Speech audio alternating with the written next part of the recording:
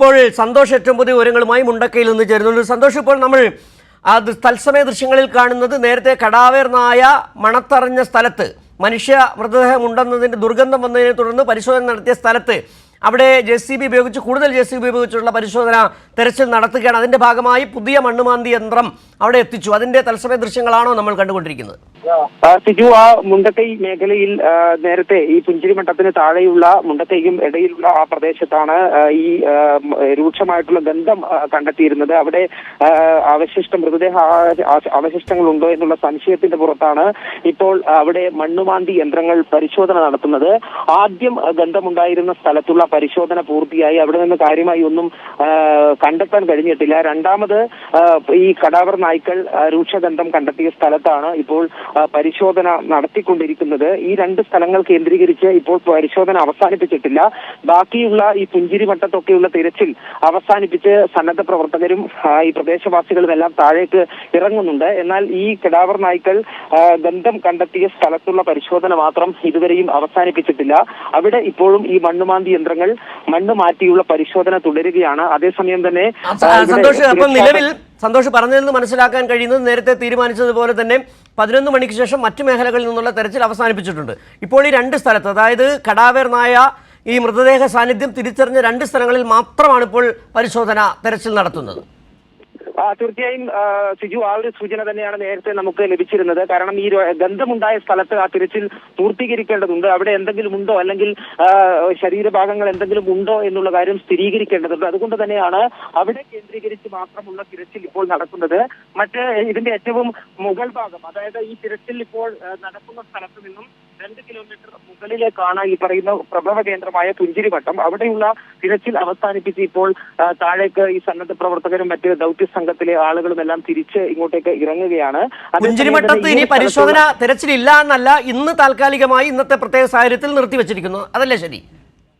തീർച്ചയായും. കാരണം ഈ പ്രധാനമന്ത്രിയുടെ സന്ദർശനത്തിന്റെ ഭാഗമായി തന്നെ ഇപ്പോൾ സുരക്ഷാ പരിശോധനകൾ ഈ ഭാഗത്ത് ആരംഭിച്ചിട്ടുണ്ട്.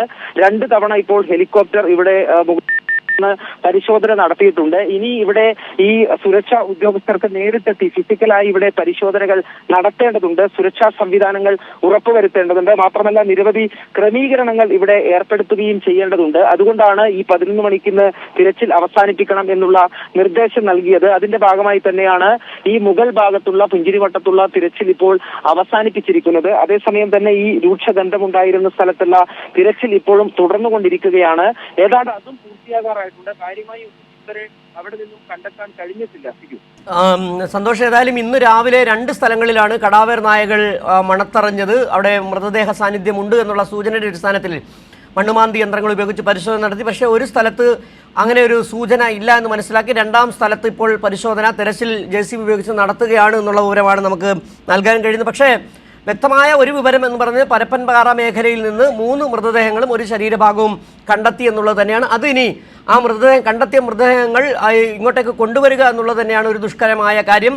നിലവിൽ ഹെലികോപ്റ്റർ ഉണ്ടെങ്കിൽ വളരെ വേഗത്തിൽ ഈ മൃതദേഹങ്ങൾ ലിഫ്റ്റ് ചെയ്യാൻ കഴിയും. പക്ഷേ നടന്നു വരികയാണെങ്കിൽ നിരവധി കുറേ സമയമെടുക്കാനുള്ള സാധ്യതയുണ്ട്. ആ ഒരു പ്രതിസന്ധി അവിടെ നിലനിൽക്കുകയും ചെയ്യുന്നുണ്ട്.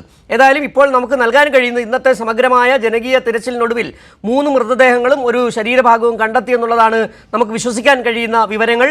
ആ മേഖല കേന്ദ്രീകരിച്ച് നേരത്തെ 6 മേഖലകൾ കേന്ദ്രീകരിച്ച് നടത്തിയ പരിശോധനകൾ, ഒരു സോൺ എന്ന് പറയുന്നത് ചാലിയാറിൻ്റെ ആ ഒഴുകുന്ന മേഖലയും ചാലിയാറിൻ്റെ കൈവഴികളിൽ അടക്കമുള്ള വ്യത്യസ്ത ദിശകൾ കേന്ദ്രീകരിച്ചിട്ടുള്ള പരിശോധന തെരച്ചിലാണ് നടത്തിക്കൊണ്ടിരുന്നത്. ഏതായാലും ഏറ്റവും ഒടുവിലായി നമുക്ക് നൽകാൻ കഴിയുന്ന വിവരം പരപ്പൻപാറ മേഖലയിൽ നിന്ന് 3 മൃതദേഹങ്ങളും ഒരു ശരീരഭാഗവും കണ്ടെത്തി എന്നുള്ളതാണ്. വലിയ തരത്തിലുള്ള തെരച്ചിലാണ് നടത്തിക്കൊണ്ടിരുന്നത്. പ്രധാനമന്ത്രിയുടെ വരവുമായി ബന്ധപ്പെട്ട് 11 മണിയോടുകൂടി തെരച്ചിൽ നിർത്തി വച്ചിരിക്കുന്നു എന്നുള്ള വിവരം കൂടി ഈ സമയത്ത് പങ്കുവയ്ക്കേണ്ടതുണ്ട്. 2 മേഖലകളിൽ തന്നെയാണ് ഇപ്പോൾ മുണ്ടക്കയിലെ 2 മേഖലകളിൽ, അതായത് മൃതദേഹ സാന്നിധ്യം കണ്ടെത്തിയ 2 മേഖലകളിലാണ് ഇപ്പോൾ കടാവേർ നായകളുടെ സേവനവും ഒപ്പം മണ്ണുമാന്തി യന്ത്രം ഉപയോഗിച്ചുള്ള തെരച്ചിൽ നടത്തുന്നത്.